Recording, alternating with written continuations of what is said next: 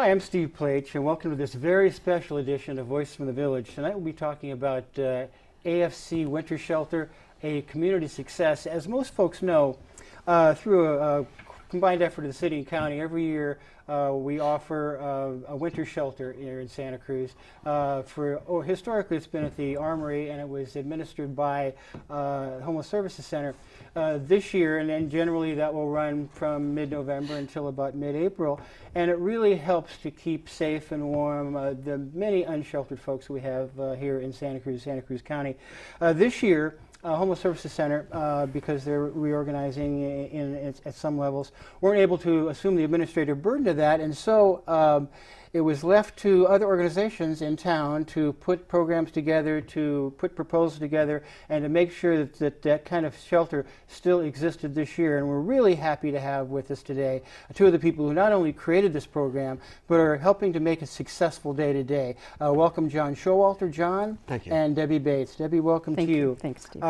This is a terrific program. I have wanted to have a program here at Voices to let the community really get a feeling of what it took to put this together, what is happening, what services are being provided, and what a wonderful service this is for our community, and what a truly community building program it is. John, tell our viewers just a little bit about yourself and how you got kind of into the issue of sheltering and really helping people out. I go to St. John's Episcopal Church in Aptos, and we had a new church built about 9 years ago, and associated that was 2 showers that for 8 years I passed were never used. And I go by, I say, how come we're not using those showers? How come we're not using those showers? And I felt called to involve myself, at least getting those showers going, and that led me to the AFC. And they've been very supportive as I've used my talents on their behalf to help those without homes. Wonderful. And Debbie, you are the shelter program manager, and also are the manager and director of the Faith Community Shelters. I should say that the Association of Faith Communities, for those who don't know, is a group of faith-based communities here, churches in Santa Cruz County, who have come together to minister to people experiencing poverty and people experiencing homelessness. So that's kind of a bit of the background. But tell folks a little bit about yourself and how you really got into this area. Faith Community Shelter is a group of churches that are part of the Association of Faith Communities. And they house 18 to, we can max out at about 20, 21 people. And it's a rotating shelter. We rotate from church to church to church each night. And AFC is the umbrella organization for Faith Community Shelter. And what we end up doing is creating community bridges between the two communities, the faith communities and the homeless community, because we're housed in the churches, and the church folks come and bring dinner and then sit and eat dinner with those that are in our shelter. And what we found is that it normalizes both communities. And so with that model, when the county was asking for requests for proposals for running the winter shelter, we thought this could work. This could work on a large scale. And so we using the model of community building. And so the effort at that point with our proposal was, how do we take something that has been up at the Armory and revision it down in the community? And so we were able to partner with Salvation Army here on Laurel Street in Santa Cruz and the VFW Hall on 7th Avenue. And those are the two community bases. And then we've been able to organize 1,100 people from different churches to come in and provide food for the shelter members.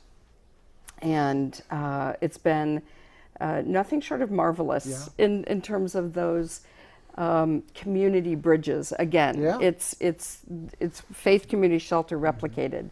And that was our goal at Association of Faith Communities, was to build community. And so we've been thrilled. We hired staff vetted those staff for those that can work with this population. And it's just been and I don't want to necessarily use the word miracle lightly, but the effort of taking something that operated in one realm and moving it to a completely different construct has been We had phenomenal. no assurances. We had nothing but faith when we went to the faith communities of Santa Cruz and said, would you give a week? Would you organize the people in your parish, your temple, would you give a week? That's a lot of weeks to fill. Yeah, it is. And they stepped up. Over 30 have signed up for a week or more. About 1,000 people are volunteering 2-3 hours of their day to come and do this. Well, it's really a wonderful example of how our community continues to respond to need here, and how it reflects the community values of really helping and reaching out and building community. People should realize that this was put together by people who worked very hard in a very short period of time and resulted in a program that's going to run for 129 days that houses 100 plus people, shelters 100 plus people every single night, transports them to and from the locations at Salvation and VFW, provides a full meal at night, provides a breakfast in the morning, does all of these things, and 2 or 3 months before it started, there wasn't this program. And all of a sudden, it was the energy and the belief and the faith, you know, if I might say, of the people in the faith community, and particularly the Association of Faith Communities, who took this on and made it happen and started working with the people of the county. So tell us just a little bit about that. And then I really do want to talk more about the Faith Community Shelter itself, because that's just a wonderful model, and I'm fortunate enough to be involved in that myself. But tell us just a little bit about the negotiations with the county and Rainy Mar and those folks that really kind of got this push forward. Sure.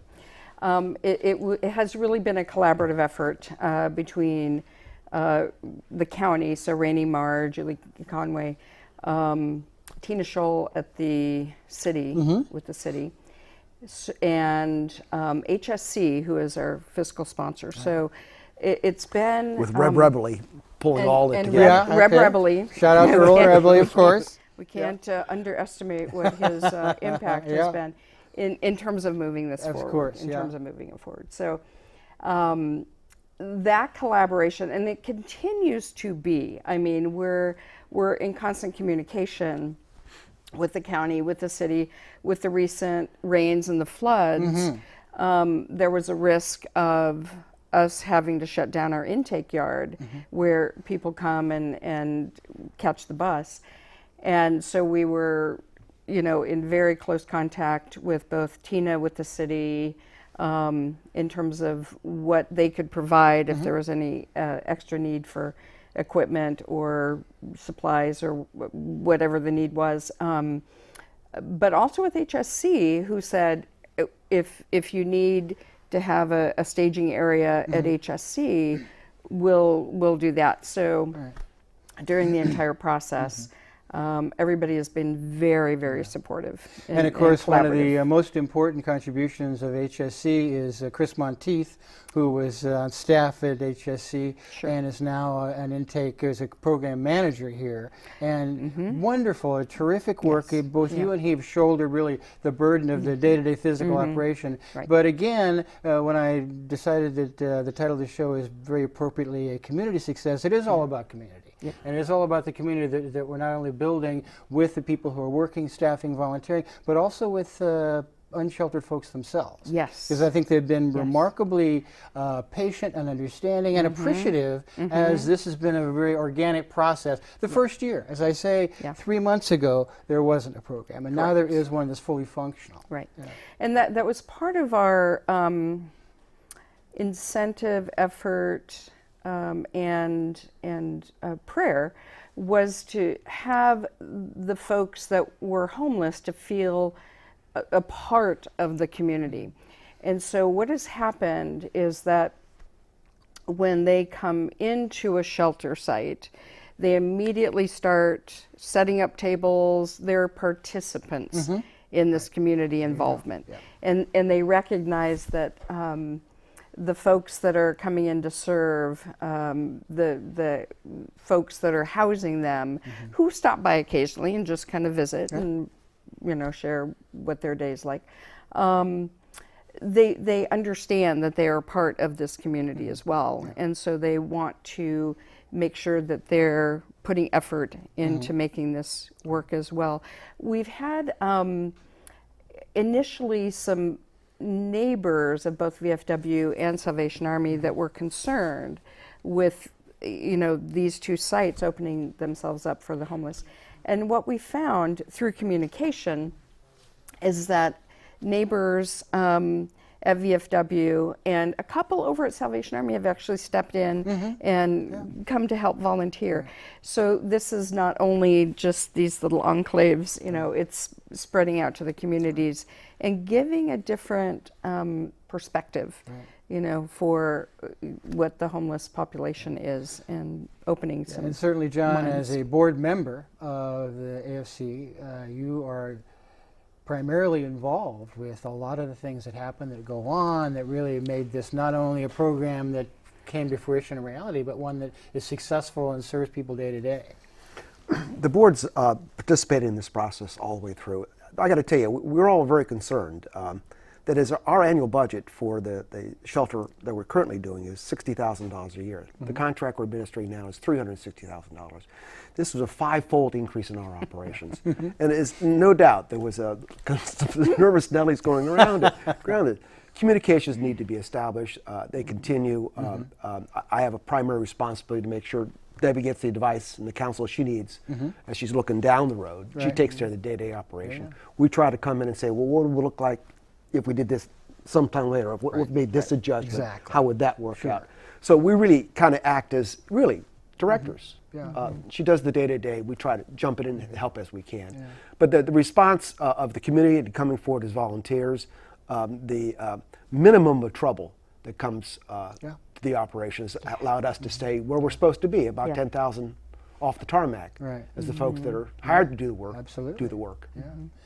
And it's interesting, I think, to me, when you do have some pushback from either neighbors or community members or the city initially about where to marshal folks when you're going to transport them to the various sites and whatnot. But then at the end, when you finally kind of break through that wall with Tina Scholl, for instance, you mentioned Tina, when she found out what the AFC was doing, what the shelter was primarily formed to do, she said, okay, we can be part of this, we can help. And they donated a bookmobile, which is used at an intake facility out of the yard. There's the corporation yard. I was out there when they were setting up that particular intake facility, and they had people from the water department and public works and all out there working to make this happen. So kind of once you break through that barrier, you know, that initial resistance, you find them to be remarkably, in my view anyway, cooperative. Yes. And it was, it touched me that one day Tina and I were talking before a meeting with Rainey, and she said, we do administration, we don't do, and I'm trying to remember the word, but we don't do... Community, she said. Community. We don't do community. And I'm sure that's not quite what you meant, but still. Or suffering, or we don't, you know, I mean, it's that kind of thing. Of course. It's we do administration. We do budgets, we do programs, we do this, right. So it was as if in that moment she went, wow, okay, like a paradigm shift. It was like, okay.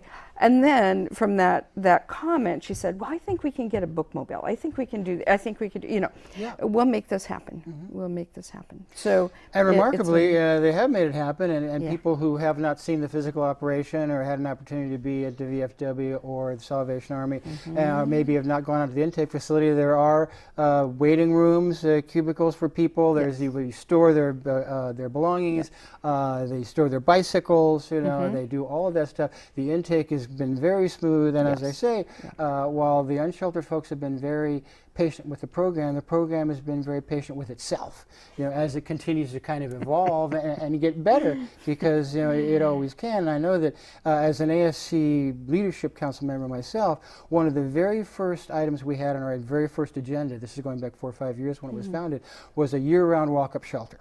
And so we're all thinking about that. That's what we're thinking in the future. And the more relationships you build with the city and the county, as you go along, you find less and less resistance to that ultimate dream and goal, which we may someday realize. I don't want to get too much farther along before we start talking about the Faith Community Shelter, which is a wonderful, wonderful program. As I say, I'm fortunate enough to be one of the coordinators of that shelter. You are, of course, the director manager of that. But John, tell us about the Faith Community Shelter. Well, St. John's takes Tuesday nights. Okay. We share it with Aptos Methodist. We take one, they take the other. And for our people, it's a real gift to our people. What they're required to do is cook a meal. Some people do that, other people bring a salad. And some of these folks, they really put on the dog. I mean, they're you know, and we have people from our congregation on Tuesday nights kind of wander in and say, oh, it's dinner time, is it? As the folks from the, come in, they're not transported to our site. They have to find their own way there. And they kind of trickle in. And so there's people back in there cooking, talking, and they come in, say hello. Some people come back and help. They've got their own work to do. They got to set up the tables, get the plates and the napkins and all set up, as well as help serve. And you know, sometimes somebody comes and plays a guitar. There's prayers if people want to avail themselves of that later on in the evening. And it's just general conversation. The cooks serve. They go out, have a meal with our guests, and over time, relationships are built. It's just, how was your day? How'd this go? Last time I talked to you, this was going on in your life. What's going on now? It creates a situation where somebody pointed out to me at the winter shelter. She says, you know, when these people come up, you don't get eye contact. Well, until you say hello, right? Right, exactly. Right? Because they're used to moving through their day being anonymous, just looking at their shoes. With people not wanting to see Not them. wanting to see them. And so to be noticed means something to them, and means something to people who are during the serving as well. We've been doing this program for 2 years now. We don't have a Tuesday that's not filled. People get back from giving. That's wonderful. And well, we'll say that this is now 9 or 10 rotating churches. This is 10. a community, 10 churches, rotates every night. The community is anywhere between 10 to 15 to 20, depending on you know what the need is and what the availability is. And it's just a wonderful gathering. Each night at each one of these churches. But I did want to say one other thing about the Faith Community Shelter that's not often understood and I realized is that of all the people that have passed through this program, and now 4 years it's been going on, there have been significant numbers that have been housed. Yes. And in this era of housing first models where let's transition folks through from where they are to maybe something better for them in terms of their living situation, tell us something about that, because it's so important. Right, and our shelter, Faith Community Shelter, is really a transitional shelter. We're not an emergency shelter. And the transitional means that someone is coming in, transitioning into housing. So when they're vetted for the program, it is understood that they do have a housing goal. But there's no time frame on, so after 3 months, we don't say, okay, you haven't met your housing goal. Right. You have to be out. So we're willing to work until somebody gets their Section 8 voucher, saves up enough money, because there's several members that are working, saves up enough money for a down payment, and then we can make referrals for, you know, assistance with down payments, first and last rent. And our, I've been with the program, it'll be 2 years in March. And Time flies when you're doing good work. I know. I just how long have I been there? I think it's 2 years. Yeah. We've been able to transition, be a launching pad for. I think we're at 47 folks now, and that's men, women, and number. children. Absolutely. Right. Yeah. Right. And I know, John, you were, along with Jim Weller, were doing some great work a while back trying to develop a second circuit of these churches. The idea is, you know, develop several of these circuits, and so rather than having 10 or 15 or 20 people a night, you have, you know, 20, 40 or 60 or 100 a night in various churches. And I know that you and Jim worked on that, you know, very hard and with some success a while back. Well, we hope to, this year, the board met last week and set its priorities for this year, and that's one of the priorities, to see whether we can double the capacity of the shelter project that we're doing right now.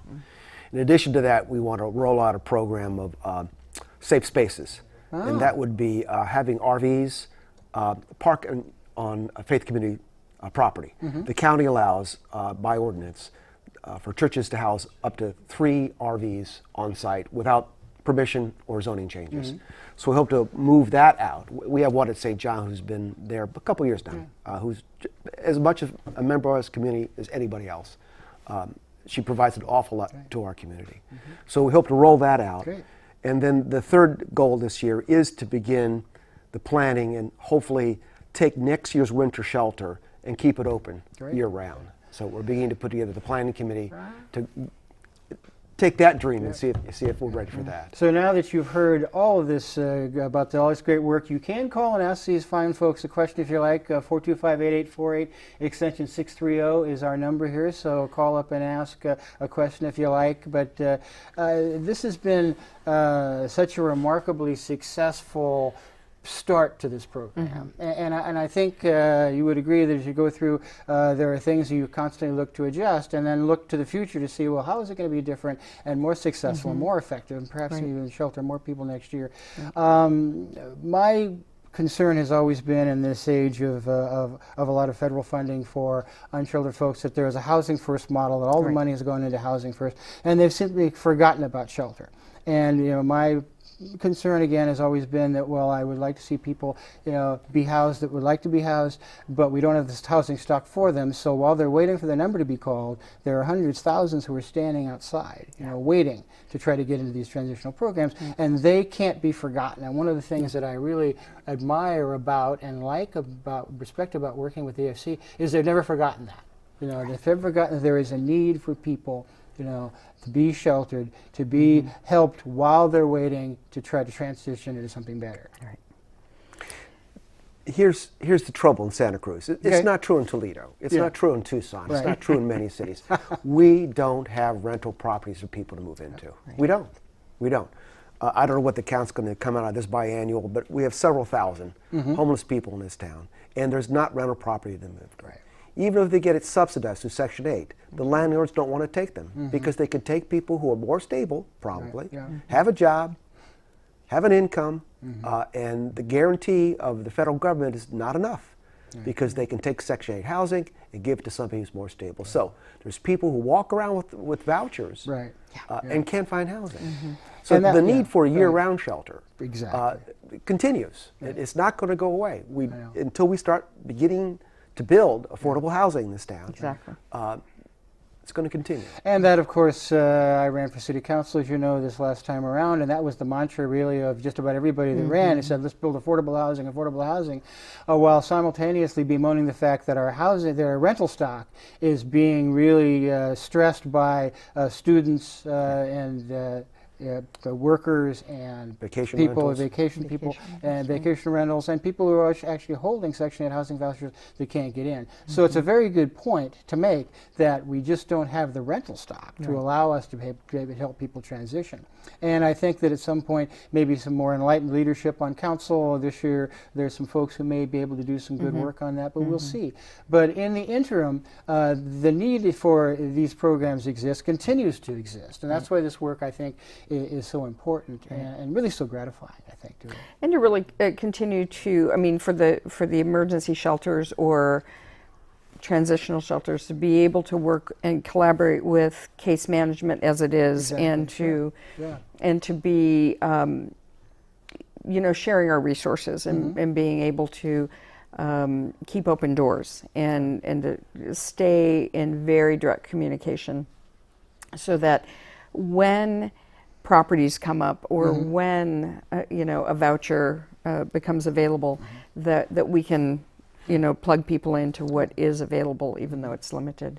And the evolving nature of it, I think, John, you were mentioning RV guest programs, safe spaces programs, which I've been a big advocate for some time. They have successful models, for instance, Santa Barbara, and they incorporate counseling and services within that particular program, because they have an opportunity for people to talk about how they can access services, programs, benefits, something to help them kind of transition through. It's funny that, and I will mention this, that I'm not a faith person myself, but I was brought onto the Association of Faith Communities Leadership Council a few years back because I have done significant community organizing. One of the things that I learned from my brothers and sisters in the AFC was the value of transition. and it's all about transition. You want to help folks who are in reduced circumstances, who are suffering economic or housing privation, but it's transitional in nature. And that was the thing that I had not understood fully until I started working with people in the faith community, and that I have much more appreciation for now. The transition is really too about building belief system, because those that have been disenfranchised, those that have been homeless for a period of time, or even a short period of time. I've come across multiple people who, are paycheck to paycheck and then lose that paycheck or lose the housing, one of the two, and can't get into housing. And that is so destabilizing that the belief system that I can maintain stability really becomes compromised. And if you've been homeless for a long period of time, there's even more of a compromise. So what transition allows is the building up of the belief system. And that's why the normalization of the two communities helps a person that has been homeless, short-term or long-term, to realize I'm not so different from that person sitting across the table from me eating dinner. We have similar interests, we have similar intellect, we have similar joys and concerns, and so the belief system in self begins to increase. And with that, then they feel like when I do get into housing, I'm going to be able to maintain it, because I'm not so different from these people who are doing just that. And John, you and I had an opportunity to go and present at Franklin Williams' class at UCSC recently, and you were talking about some of the same things. It's tough. It's tough. You're on the street, you've been there for several years, chronic.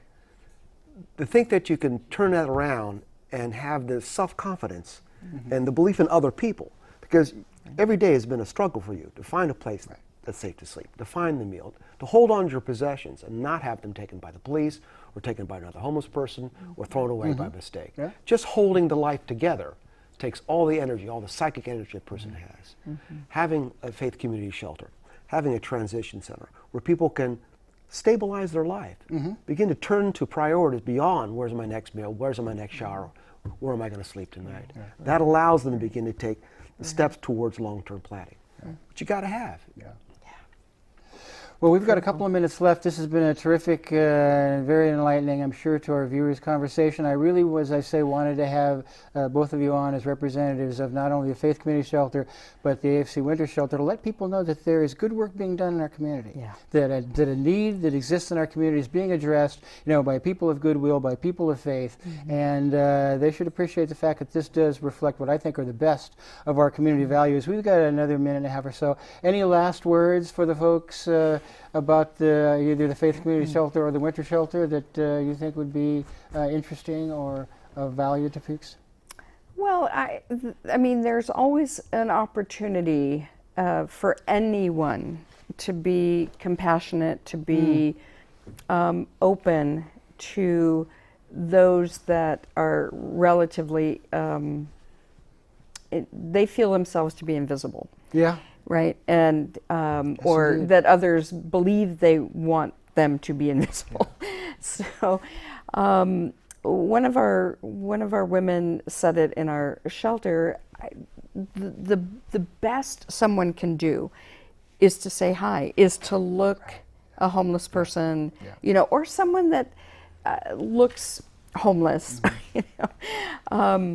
in the eye, and say hi. I mean, it's as simple as that.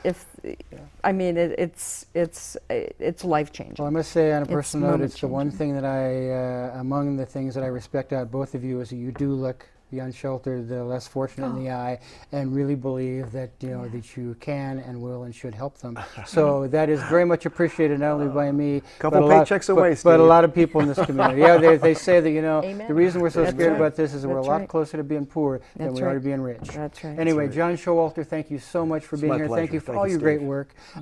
Just recently, this is live, but people should know you just had a wonderful chili cook-off that raised many thousands of dollars. Shower Lots truck of people on it. So thank you for that. And thank you for all your good works. And Debbie, thank you for your good works on the Winter Shelter and the Faith Community Shelter. As I say, I'm pleased to be at least a small part of both those things. We appreciate It's that. wonderful, and we will move forward with even more and better and improved services, I think, as we go into the future. But this is certainly a wonderful, wonderful start. So thank you all for Steve. tuning in to this very special edition of Voice from the Village. Please turn in a couple of weeks, and we'll have another show where we're talking about other important issues in the community. I've been Steve Pleich, so until next time, good night.